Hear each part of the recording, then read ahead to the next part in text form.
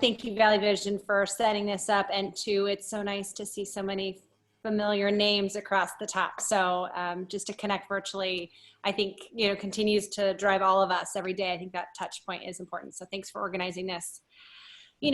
From our perspective, our two favorite words right now is agility and speed, right? How fast can we move without, harming our system, without harming our team members, and impacting our customers in terms of our delivery of food. We're managing the demand on a daily basis. It's a morning and afternoon meeting just to touch base on things, allowing the food system to catch up. I know one of the questions that's often coming up is the amount of overbuying, and my often PSA these days have been, please don't overbuy, normalize your buying patterns, go to the grocery store once every week or so, and the food system will continue to catch up.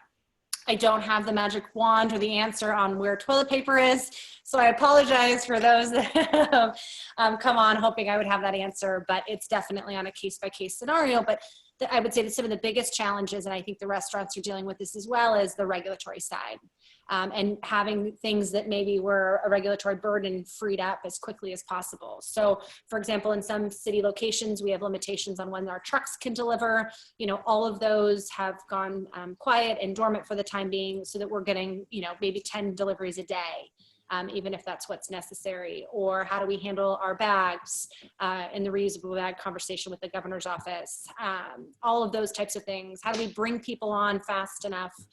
To date, we've hired 775 people, many of which have been through our partners in the Sacramento region, whether that's the Kings or Republic, some of our nonprofit partners through City Year, and then even some of our restaurant groups. I know we've hired several people from the Sellens family group, and trying to help provide an opportunity. I met a wonderful woman this week who is a school teacher. So she's now out of work and she's now an e-cart shopper.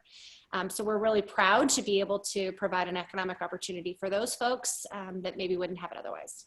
Right now, we're kind of at our peak. Things are actually starting to level out. So if you've been at the grocery store in the last few days, you probably noticed the crowds are much less. Again, those products are being restocked in a quick manner.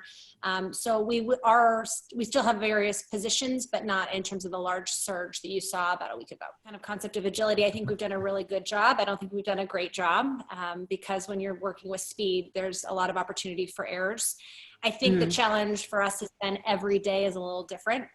The safety of our team members and customers is, of course, our top priority, but that changes, right? A few weeks ago, sanitizing was enough, and now we are putting in shields.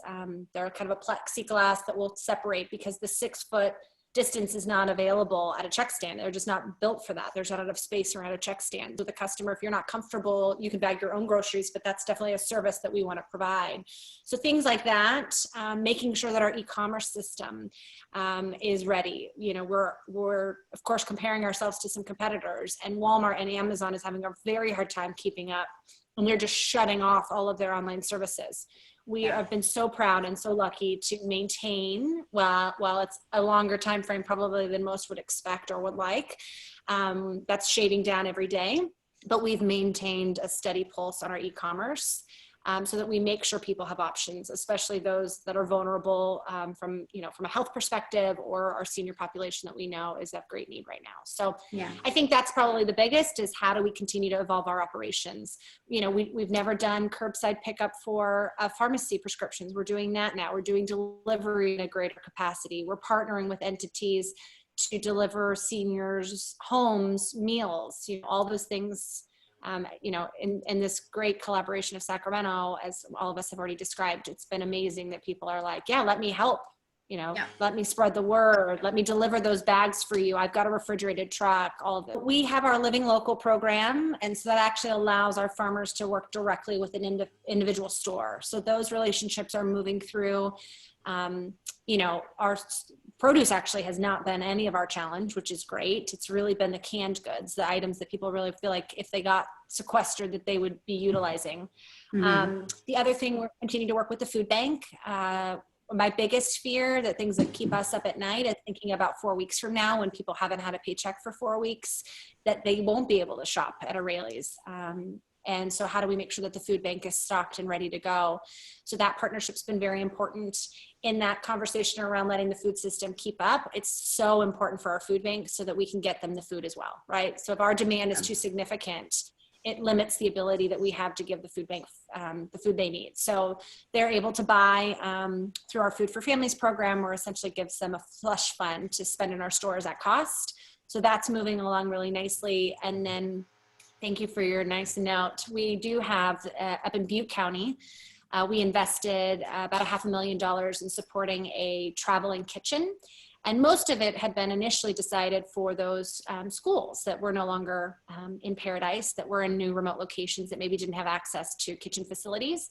They've now converted that and is serving meals up in Butte County on a daily basis, very similar to the work that Kelsey's team is doing in Sacramento, but making sure that they're getting to those in need. So where we can provide support, where we can provide product, we're doing it in the best that we can, and trying to keep things up and running. I think the only unique challenge for us has been, we've been moving forward. Many of you on the call, you may live in the Land Park neighborhood. We have a store that has been in construction.